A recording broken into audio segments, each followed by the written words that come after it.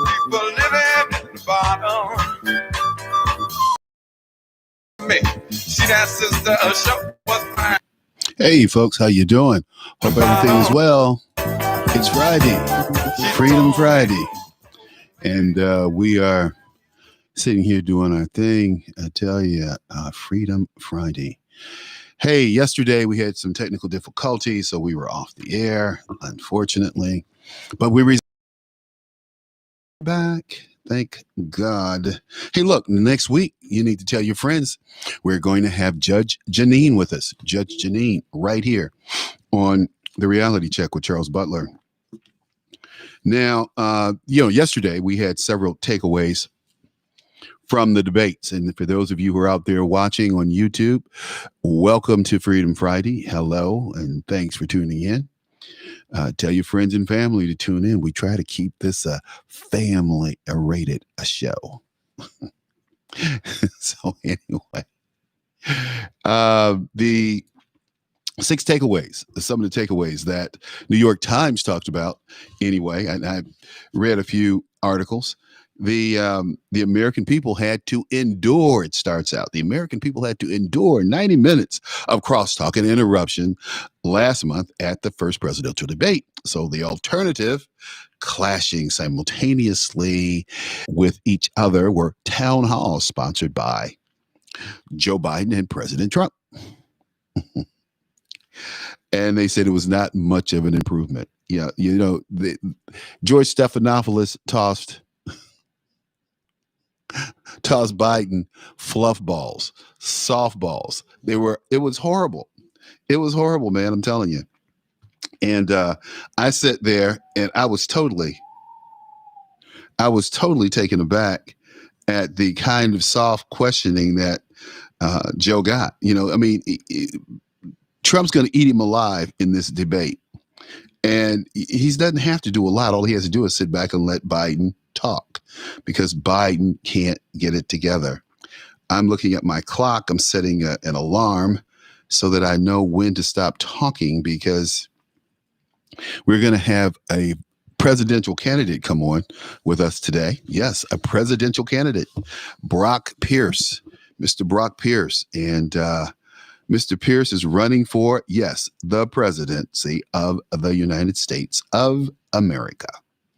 And so I'm going to set my little timer here for 2:30 p.m. Today is Friday, and we'll save that. Boom. And we're good to go. So between, my comments about the debate last night and Brock Pierce, we'll have some interesting time, some interesting commentary, some interesting fun to put up. Brock Pierce. So those of you who don't know who he is, go Google him, call in, ask him some questions. You'll have an opportunity to talk to a real presidential candidate. How about that? Brock Pierce. Yes, indeed. Candidate for U.S. Presidente. I love it. So, we will have him on, like I said, and he's a relatively young guy. He's not that old. He's only, I think he's 20. He may be 40 years old. Brock Pierce. Okay. Bitcoin currency guy. Love this guy. Anyway, look. 6 takeaways from last night's event. 6 takeaways. How can we do this? 6 takeaways. It's an open question whether Mr. Trump's gambit or trying to push Biden off the stage work to his advantage or his disadvantage. Biden's whole camp has been to hide out, keep a low profile, fly low towards victory, and denounce President Trump. Trump was cool, though. Trump, they kept asking him about, white supremacy. He said, you're not asking Joe Biden to denounce Antifa. In fact, Antifa doesn't exist. According to the Democrats, it's just an idea. It's not an organization. It's not an ideology. Well, who are these kids running around in ninja clothing, setting cop cars on fires and knocking out store and office building windows? Is that an ideology? Or is that the work of the Antifa people who claim the who claimed the destruction, actually. So Mr. Trump went through, days of headlines and headaches as a result of his refusal to condemn white supremacy during the first presidential debate, which he did. He did condemn it. He said, I've condemned it. What else do you want me to do? And so his antagonist, Savannah Guthrie, color his antagonist. She certainly wasn't a host. She certainly wasn't a moderator. His antagonist, he said to her, I denounce white supremacy. Okay. What else do you want me to say? And he hit her before she finished her question. Bam! I hit her right between the eyes. She, the rare forcefulness on the topic made Mr. Trump's mealy-mouthed refusal minutes earlier to disavow the false QAnon conspiracy all the more stark. And Trump said, hey, I just don't know about QAnon. I don't know anything about them. So Miss Guthrie swiftly, walked through how the far right movement falsely claims Democrats are a satanic cult that practices pedophilia. They're not far from wrong, although we have some Republicans who practice pedophilia. Not going to say anything about my good friend Dennis Hastert. Great Speaker of the House. Totally destroyed his reputation by and he never claimed that he had a relationship with this young boy, but he paid him $2 million. Hey, the rest is what it is. Trump responded, though, to that. He said, I don't know. They are very much against pedophilia. They fight it very hard. He said, what I do want to hear about is why they are very strongly against pedophilia. What I do want to hear about is that they are very strongly against pedophilia. I agree with that. I do agree with that. I mean, how do you come at this guy? He's pairing, he's slicing, he's dicing. He's like, hey, I don't know about them, but I'm against pedophilia too. Then he goes on to say he's been wary of speaking ill of his supporters and believers in the QAnon conspiracy theory. Among his most ardent backers, he said, I understand they like me very much. Love your country. They love our country. That's what he's saying. Okay. So then Guthrie goes over and she says, Mr. Trump recently retweeted about a discredited conspiracy and orchestrated actions to have SEAL Team 6, one of the country's elite military units, killed to cover up a supposedly fake death of Osama bin Laden. I've heard that. It's called, what is it called? Something 13. What is that? Is it called? It's called Conspiracy 13. It's called something like that. Extraction 13 is something like that, where these SEALs got killed. And it was like, it was the biggest loss of SEALs in one day in the history of the SEAL community. She asked Trump about that. And he shrugged. He said, I'll put it out there. She said, I don't get that. She said, you're the president. You're not like someone's crazy uncle. No, that's Joe Biden. Let's be clear. The question of how to manage a pandemic came up. And they tried to draw these stark contrasts between Biden and Trump.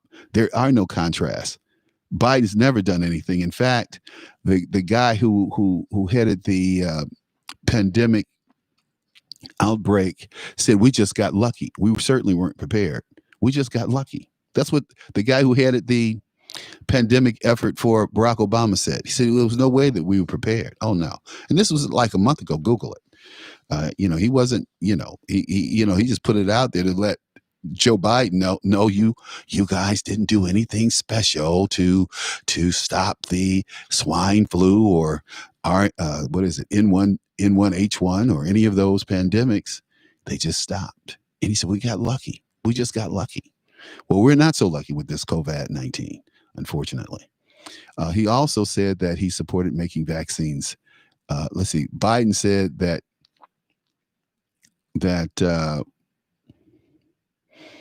Biden said that he himself would take a vaccine at the end of the year and would urge other Americans to do so if the body of scientists say that this is ready at this time and has been tested. Please. This is the same guy who gave pharmaceutical companies immunity from being sued for bad vaccinations. This is a guy who was lobbied, paid, and sued the American people. And the American people cannot sue these pharmaceutical companies for bad vaccinations, like your flu vaccination. If it's a bad one, guess what? It's on you. You take the risk. You take all the risk. So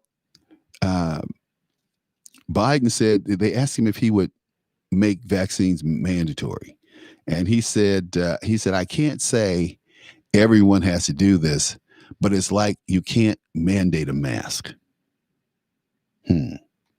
With that, Biden was walking on tricky terrain, says some people. I think he's always on tricky and slippery terrain. He said there's a long history of resistance to mandates in this country. Think about Obamacare and the individual mandate. And a significant number of Americans have resisted taking vaccinations in the past, especially with the outbreak of all these childhood diseases that we never saw before. From, just totally healthy children, they go and get their vaccinations and all of a sudden they turn into vegetables. Something's wrong with that.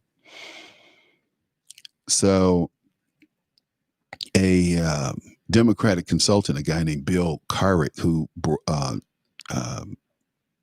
Biden recognized, he said it's thorny. He said, but he is realistic. He said people have a confidence in vaccine, so you can't play games like Trump. Trump's not playing any games. Like, hey, I don't know. Biden said he expected Mr. Trump to take the coronavirus test before their next debate, which is next week. Let's see, I think it's next Thursday, because Judge Janine is going to be with us on the 20th, and this is going to be on the 22nd. She said, before I came up here, I took another test, and we test every day. Good. That's Joe Biden. And, the president's done the same. He says, hey, I see dozens of people every day. Love this guy. You can't make this stuff up. So, some people say masks are politically popular. Some say masks are paying. This is the mask that I'm using.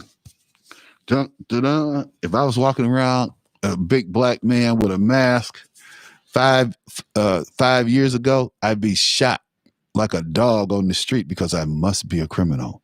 I've got to be a criminal hiding my face and walking down the street. Okay. So my mask. Times have changed, sorta. Okay. And this is the other thing about that. It'll desensitize people into and get them away from some stereotypes, I'm sure. Let's see here. One of Trump's own advisors, Chris Christie, said he may have been wrong not to wear a mask at the White House. But Mr. Trump, despite having recently contracted the coronavirus and requiring hospitalization for it, still could not bring himself to arrive at a full-throated embrace of mask wearing. And he should. Because now they're saying, well, maybe the masks are not making us get enough antibodies or enough resistance in our system. And, but Trump said, hey, I'm okay. I'm okay with masks. I tell people wear masks. Just the other day, he said he's seen a study that showed people using masks were still contracting the virus. I heard that 85% of people who contracted the virus wore masks. That's what I heard. Okay. So, those are a few things to take away from last night's debate. I think the president held his own against a very hostile Guthrie. She was a bear. I wonder, maybe she should go home and get a little bit or something. But last night there was an interesting black young man who said, hey, besides not voting for you and not being black, what do you have to offer black folks? way up there. Okay. Thank you. I thought that was really interesting. This young man held his, but he seemed to kind of glass over at all the stuff Joe Biden was talking about. You know, Joe Biden was talking about, just in case we don't get to it, that how he made like $1 billion worth of funds available to black people. That's a damn lie. And if he did make them available, the bank still didn't lend the money. So let's listen to Biden's reply to this young man. I think you'll find it interesting. George, and good evening, former Vice President Biden. Many people believe that the true swing demographic in this election will be black voters under the age of 30. Not because they'll be voting for Trump, but because they won't vote at all. I myself have had this exact same conflict. So my question for you then is, besides you ain't black, what do you have to say to young black voters who see voting for you as further participation in a system that continually fails to protect them? Well, I say, first of all, as my buddy John Lewis said, it's a sacred opportunity and right to vote. You can make a difference. If young black women and men vote, you can determine the outcome of this election. Not a joke. You can do that. And the next question is, am I worthy of your vote? Can I earn your vote? And the answer is there's two things I think that I care, and I've demonstrated I care about my whole career. One is, in addition to dealing with a criminal justice system to make it fair and make it more decent, we have to be able to put black Americans in a position to be able to gain wealth, generate wealth. And so you look at what that entails. It entails everything from early education. That's why I'm so. So, Mr. Biden, are you saying generate wealth like your son getting billions of dollars in contracting consulting fees because he's your son? A guy who's a crackhead, cokehead, dishonorably discharged from the military, which he shouldn't have got in the first place. Is that what you mean about having a little experience and getting wealthy and an access to wealth? I mean, really, Joe? I mean, yeah, it just amazes me what these guys come up with. And then he tells this lie at the end of this thing about how they put so much money in the black community for black businesses. And this bullshit. You know, I've seen the loan guarantees. I've applied for loan guarantees to a bank, and they don't give a crap if your loan is guaranteed. You're black. Just a fact. Okay, let's do it. Supporting, making sure that welcome back, hosts. Have a great show. Schools with the least tax base to be able to support their schools. I increased the funding for them from 15 to $45 billion. That allows every teacher in that school to make up to $60,000. And the problem now is they're leaving. Hold it. Wait a minute. That's crap. That's bull crap.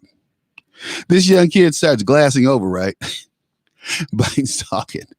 You can see the kid kind of going, okay, why am I supposed to vote for you again? He's talking about funding schools. Well, the schools are funded.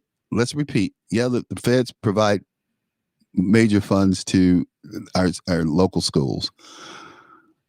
But a school on the south side of Chicago shouldn't get any less money or any less resources because it's in a poor neighborhood with a poor zip code and they don't pay as much tax in terms of property tax. It's all in the same system. The teachers all make the same amount of money, et cetera, the same resource. See, it's separate and unequal. That still exists today. This is a perfect example. He acknowledges it. Happened on his watch with Arnie Duncan, who was the king of separate and unequal. No, he really wasn't. It was in place long before Arnie became the executive director of the Chicago public school system. But the schools are not there. We're short about 1.5 million teachers, 1.25 million teachers. Number two, every 3 and 4 and 5-year-old will go to school, not daycare, school. And with all the great universities, including the one you've gone to, went to, in fact, talks about in the last 8 years, what's happened. What happens when you let them go to school, they make up rapidly whatever shortcoming they had in terms of their education prior to that. They have not heard as many words spoken, et cetera, et cetera. What happens is that the studies show that 58% will increase by 58% their chance of going all through 12 years of school and going through successfully.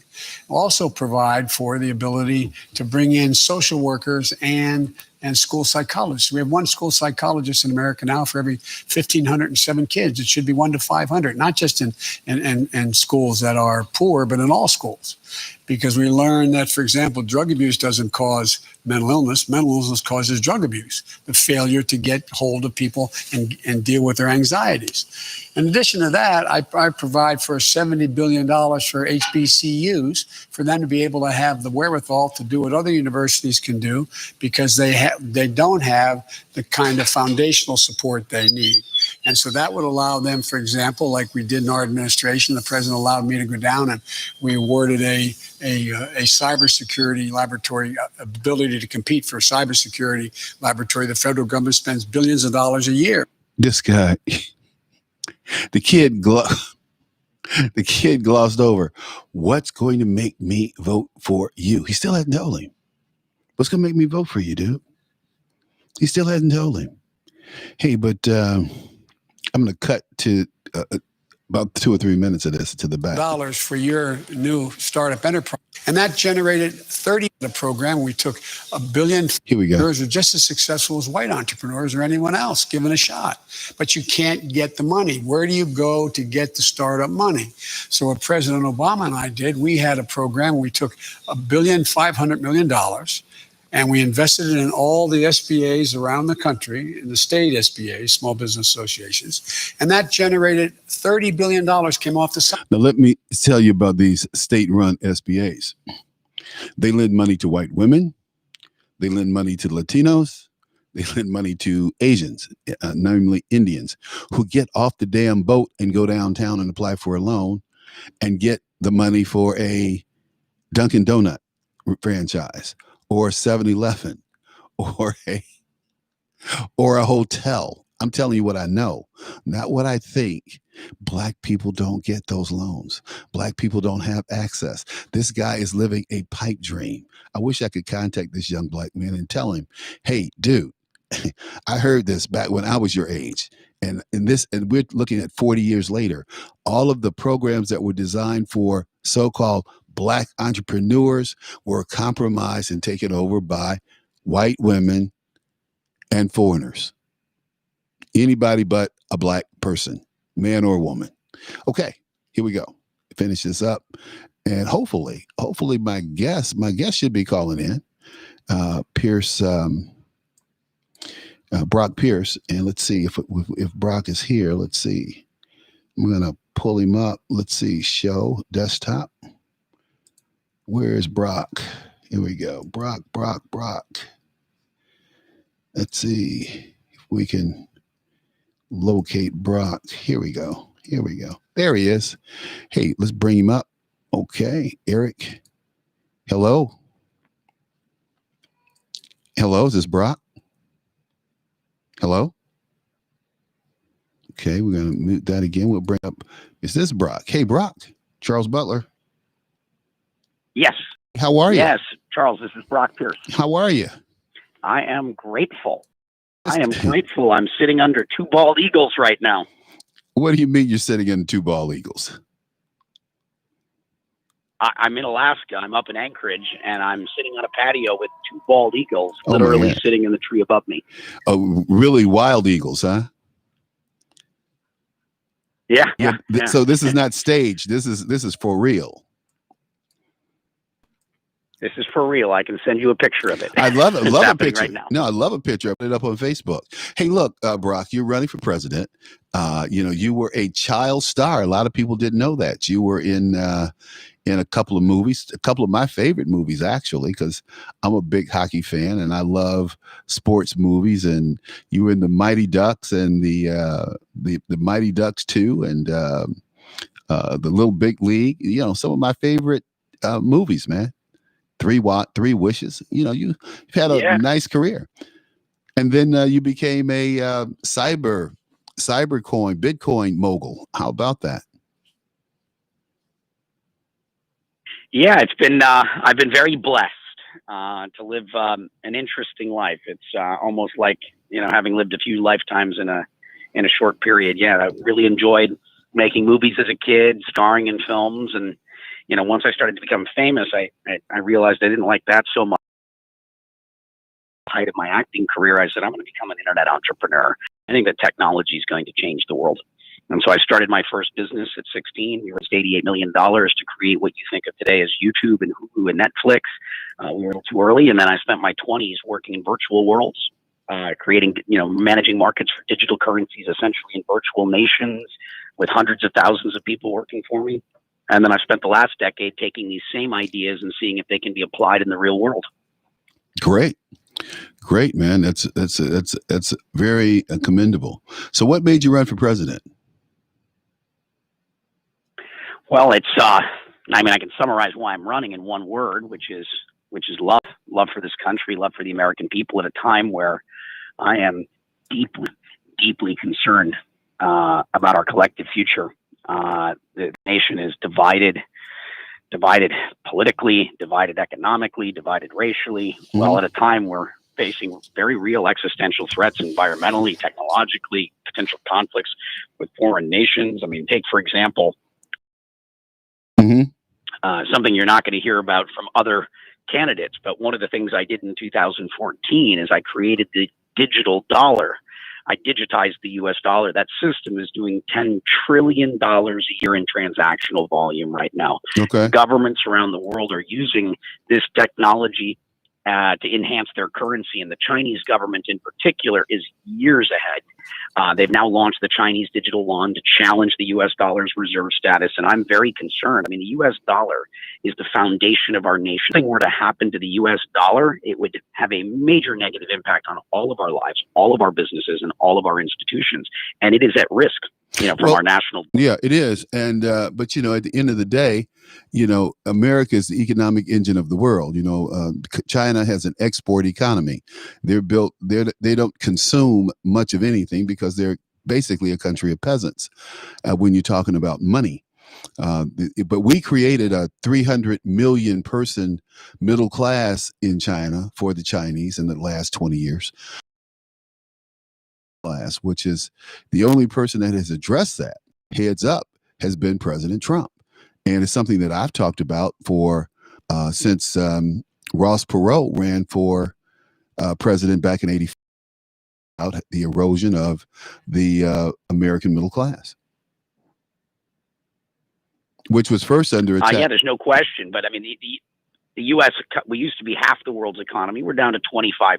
So it is slowly changing, and we have to be making good decisions. And I do commend Trump in standing up to China. It's something that had to happen. No one has done it for a long time. Mm-hmm. And so, we need to create a world that's fair. I get asked about, my position on China all the time. And they're like, what about this TikTok thing? I go, well, how are Facebook and Google doing in China? Right. When you were a developing nation, I understand that we would let you get away with certain things. Yeah. You're no longer a developing nation. It's got to be a two-way street. Yeah, Barack, but a two-way street now. See, China will always commit. It tickles me. Barack Obama used to tickle me.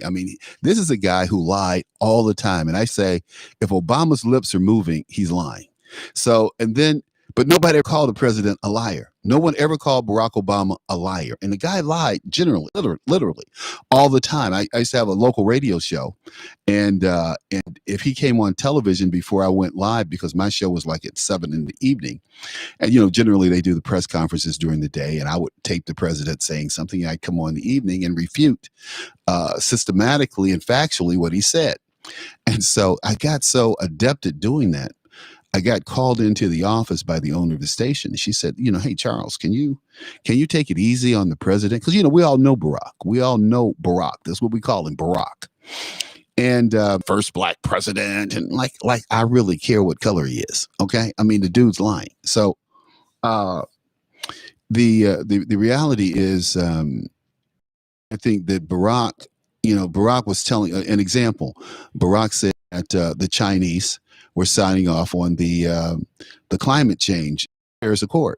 He said the Chinese even agreed to the Paris Accord. Why? I don't understand why President Trump wouldn't, or candidate Trump wouldn't go along with the Paris Accord. He would pull us out. The Chinese have signed up, and before we signed the Paris Accord, that was his thing. We're going to get the Chinese are signing up too. And then President Xi came on, like a minute later. He's like, well, yeah, we're going to join the Paris Accord, and we're going to abide by the Paris Accord starting 2030. But until then, we're bringing a coal plant online every week.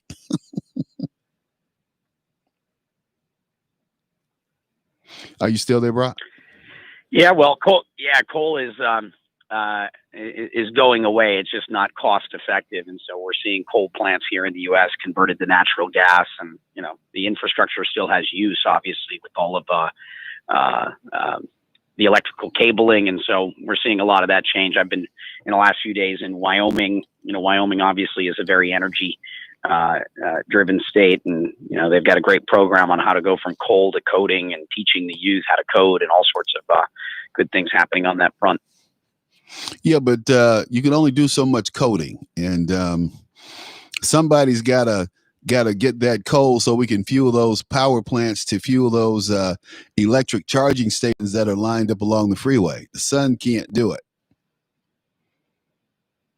Well, natural gas is the answer. It's about 80% cheaper than coal right now. Okay. Unfortunately, coal's just from a cost perspective not going to be very competitive long term. Yeah, well, it'll be interesting to see how these utilities companies convert to natural gas. Well, that's what you're seeing. A lot of these coal plants are converting. It's just much cheaper, and it requires a lot less people. So we're seeing a lot of that. The coal plants are being converted. That's good. That's a great thing. Hey, look, I want to bring on a caller if they're there. Hello, caller. You have a question for Brock? Hello? Caller? I guess not. So put him back on hold. So talk to me. Let's we got a few minutes here. We got 5 or 6 minutes. So do you think you're pulling votes from Biden or Trump? Who are you? Which are demographic? Who are you tapping into right now? Who's, because you're a bright guy, you're charismatic, you have a great message, and you sound more Republican and Trumpian to me than you do. Let's just give away the store. Let's go green. Well, I mean, I'm practical, right? I'm a realist. Okay. And so as of right now, we're data scientists. We have a technology background. And as of right now, we have no data that shows that we're pulling more votes from one candidate versus the other. As I like to say, I'm not running against anyone. I'm running with and for everyone. And what we're seeing is a lot of people that we're not going to vote otherwise. People that are just not inspired by either candidate. A lot of younger people, right? Under the age of 35 is where we're polling best. In New York, we're polling 4% of the vote, 6% in upstate New York, and so we're starting to resonate in the places where we've focused our energy. I'm 39. I turned 40 next month, and so this is just the beginning. I'm creating the infrastructure and laying the groundwork for 2024. Oh, okay. So, are you on the ballot here in Illinois?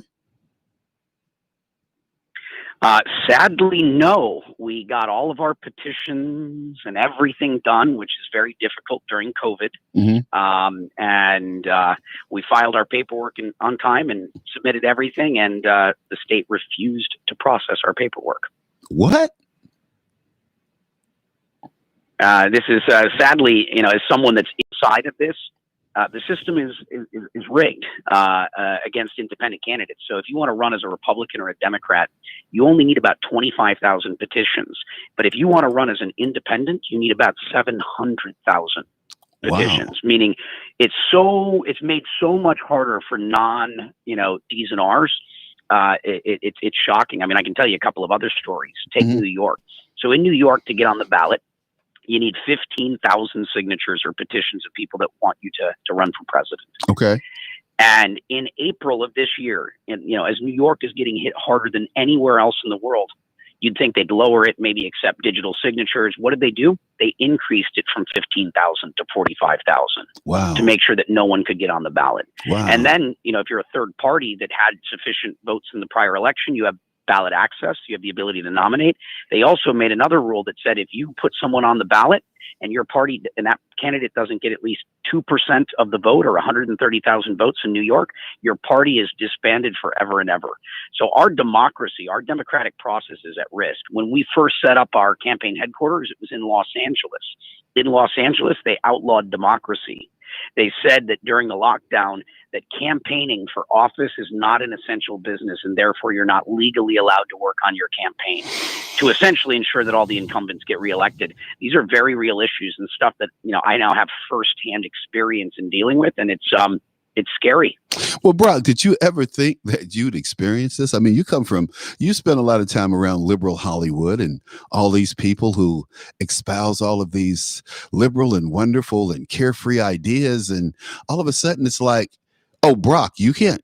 What makes you think you can run for office? Brock, you can't run for office because, we have other people who are running and we don't want you to interfere with that. That's basically what Illinois said, right? Essentially, that's what happened. We decided not to go in and sue, which is normally what you could do in that scenario.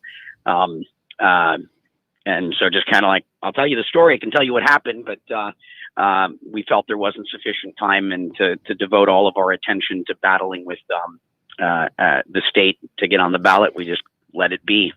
And Kanye West, who's also running, and I'm sure has run into a number of those sort of challenges.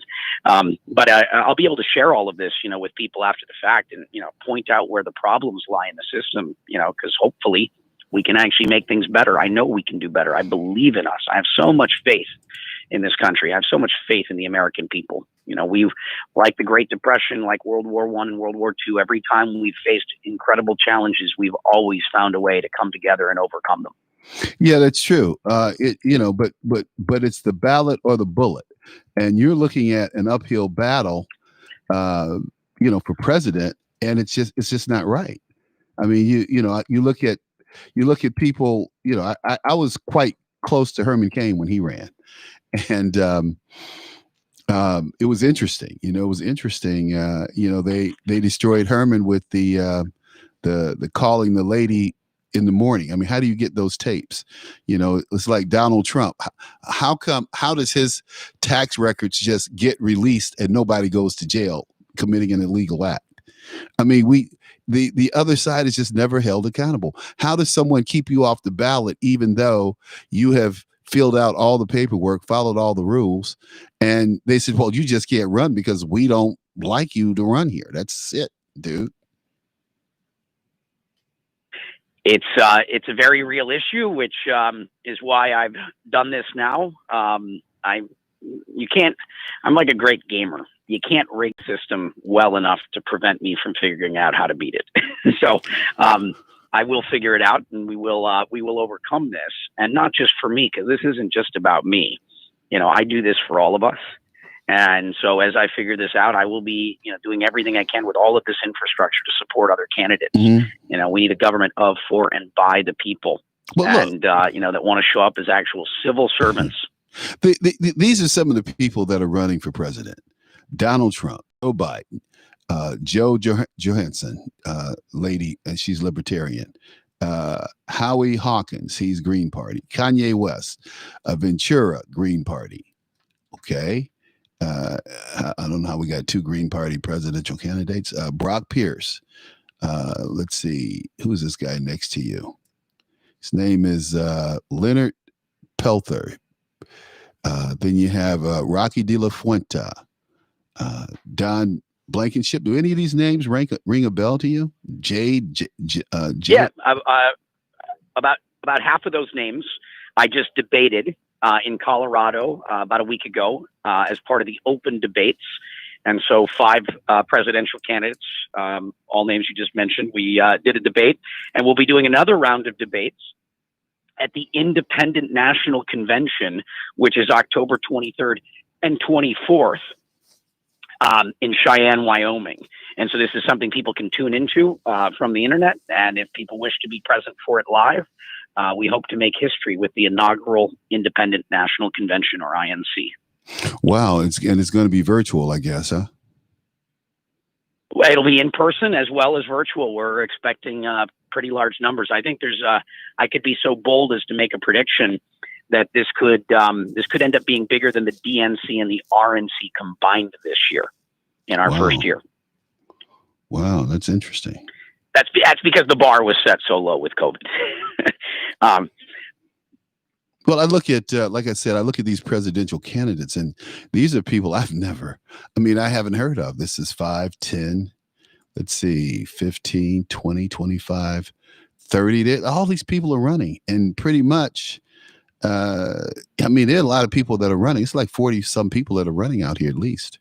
I didn't even know Ventura had a campaign. Yeah, so you've got in terms of people that are on 10 or more ballots, you've got 10 candidates or less. But you have, I think it's 1,028 people that have filed to run for president. But you've got a little under 10 candidates that are actually on ballots in any meaningful way.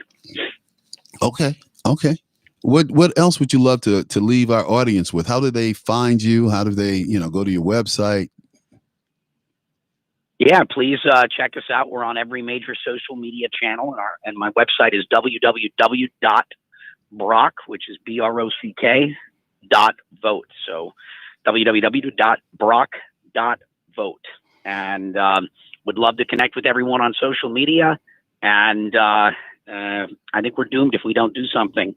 Now is the time, and I encourage every American to vote their conscience. Let's do what Brock, we believe to be right. Brock, has either of the campaigns, the Republican or Democrat campaigns, reached out to you? Presidential campaigns reached out to you? Yeah. I'm connected on all sides. The media often portrays, Steve Bannon worked for me for about 7 years in my 20s, and so these are things that people are all put my gear away, and he was just such a gentleman, making sure I was comfortable, and I'm huffing and puffing and sweating, and before the plane takes off, I fall asleep. Well, I wake up, and as we're pulling into LA, we're descending into LA, and we started talking, and somehow we got on the fact that he worked for Breitbart, and I was going to meet Breitbart the next day. Well, what happened was Breitbart got delayed in Detroit, so he didn't make it to LA, and I left that Sunday morning because I had to get back for a Monday morning meeting, and in Chicago, and he died that same week. Man, it was really unfortunate. I really because we had some stuff. Yeah, so I got to know him because Breitbart, the offices. We gave him free office space. It was started in my office. Okay. Oh, really? Yeah. Okay. All right. So Breitbart originally ran out of my offices. That's amazing. I think, probably about 2 years. Well, we had some real stuff that we were going to expose about Barack Obama. And I had local people lined up to just, do these interviews, and Breitbart was going to push him, through his medium. And when I lost him, it was just a big blow. But because I couldn't convince the Romney campaign that if they want, well, we can talk about this later, Brock, but the bottom line is Black Americans are looking for somewhere to place their vote. And I can tell you that Donald Trump is going to get a significant share of the Black vote because he resonates with what Black Americans want. And that's an opportunity to pursue the American dream and not talk about it. He's a deliverer, just like you. I'm sure if you got in that position, you do the same thing. You deliver. It's not about Democrat or Republican. It's about being an American. Amen. So when you run 2024, dude, I may be right there with you, because at the end of the day, for me, it's about America and being an American and doing what's best for the American people. And if that's your slick, I'm telling you, you'd go a long way, because that's what people love about the current president we have. He's, he doesn't have to do this job. He's doing it because he loves America. That's why I'm doing this. And that's the first thing. stepping into this ring, you have to be prepared to give up everything you have. Well, You have to be prepared to lose everything. That's the risk of running for this office. Well, that's the first thing you said that really impressed me when I asked you, why are you running? And you was like, I'm running because, I love America. I love the American people. I love what we're built, what we're founded upon. And those are great things. Brock, you just cannot talk about those things enough. You cannot, in my opinion, you cannot emphasize those things enough, because America is a great country. With all of our blemishes, we are still one of the greatest countries in the world. We are, and I'm here to serve it to the best of my abilities. Well, thank you, and I'm just really glad that you came on. I'm glad that AJ put us together. And I'm going to tell some other hosts about you, because I want you to get on with Scott Adams, who runs Red State Talk Radio. Okay, that would be wonderful. Thank you so much for having me, and I look forward to the next time. Brock, it's been a privilege and a pleasure to have met you. I hope we get to meet each other after the election. Let's make it so. All right, sir. Take care now. All right. Thank you. You too. You too. Hey, don't forget to send me that picture with those Eagles. Okay. It's Mr. Brock Pierce. Great young man.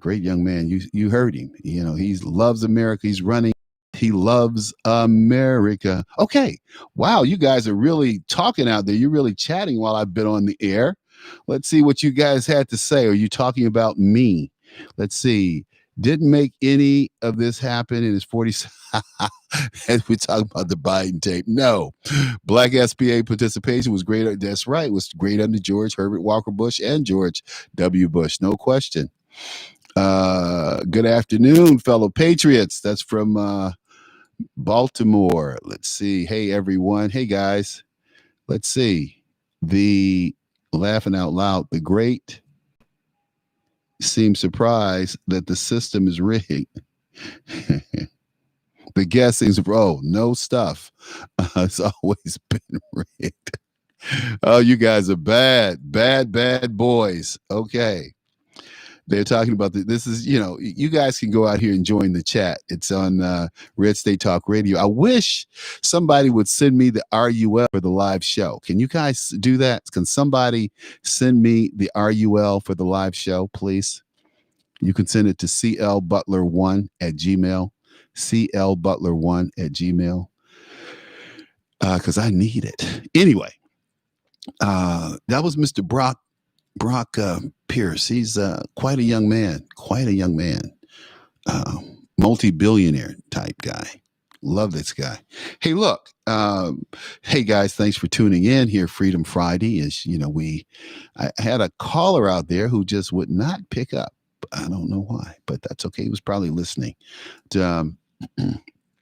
We continue to deliver to you a quality show. We continue to bring on guests that we're going to have on next week. Judge Janine Shapiro next Tuesday. So tune in. We're going to have Judge Janine with us. And you know how she is. She's going to talk and she's going to hawk her book. And so get ready to take down her book and her address, because that's what she's going to talk about. And I love it. I love her. She has a great show. In fact, I'm going to definitely have to watch her show on Saturday so we can talk about it on Tuesday. Let's see. Hey, going to be some ball games this weekend. The Big Ten, I think, is playing this weekend. And I think, let's see, Northwestern is playing Maryland tomorrow, and that should be interesting.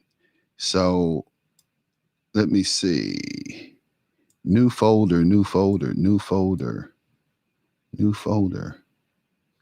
I'm looking for my folder with my bumper music in it. Da-da. And we'll close the show out. And like we always do, me and you. But tune in Monday. We're going to have Lori Yakamoto in Lori Yakahama. And she will be talking about what we're doing here in Illinois for Donald Trump. Okay. And that's quite a bit. So tune in. We'll have some fun and, do what we do here in Chicago, that wonderful town. I think I'm going to end today's show playing a little Compared to What. Done. Everybody now. But have a good one, folks. We'll see you Monday. Laura Yokohama.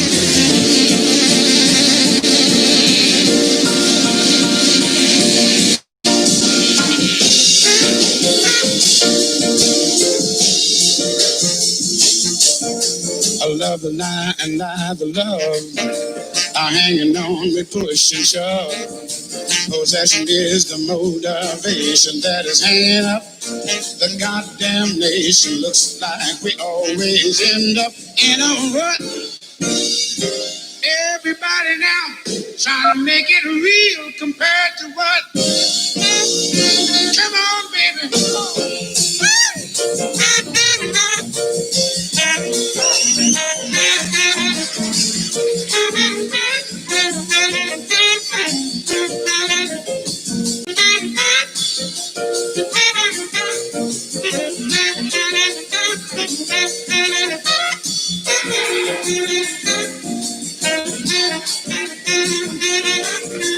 Slaughterhouses are killing hoes, twisted children are killing folks, poor dumb rednecks rolling logs, tired old ladies kissing dogs. I hate the human love of that stinking butt. I can't use it, trying to make it real compared to what? Come on, baby.